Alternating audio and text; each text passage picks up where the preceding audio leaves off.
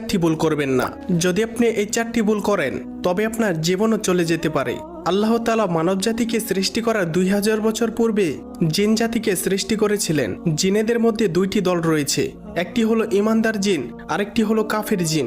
ইমানদার জিনেরা থাকে পবিত্র জায়গায়, মসজিদ মাদ্রাসায়, আর কাফির জিনেরা থাকে অপবিত্র জায়গায়, বাথরুমে।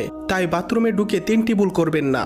সেই 3টি ভুল কি তা জানার আগে আপনি যদি মুসলিম হয়ে থাকেন তাহলে ভিডিওটিতে একটি লাইক এবং চ্যানেলটি সাবস্ক্রাইব করুন এবং আপনার সুন্দর নামটি কমেন্টে লিখে যান। নাম্বার 1, বাথরুমে ঢোকার পূর্বে দোয়া পাঠ করুন। দোয়া না পারলে বিসমিল্লাহ পাঠ করুন এবং বাম পা দিয়ে বাথরুমে প্রবেশ করুন। নাম্বার 2, বাথরুমে গিয়ে আয়না দেখবেন না। নাম্বার 3, ভুলেও বাথরুমে উলঙ্গ হয়ে গোসল করবেন না। এটি করতে নবীজি স্বয়ং নিষেধ করেছেন। উলঙ্গ হয়ে গোসল করলে কাফের জিনেরা আপনার উপর আক্রমণ করতে পারে। নাম্বার 4, বাথরুমে ঢুকে সূরা বা দোয়া কালাম পাঠ করবেন না। এটি একটি মারাত্মক গুনাহ। বাথরুমে ঢুকে বলেও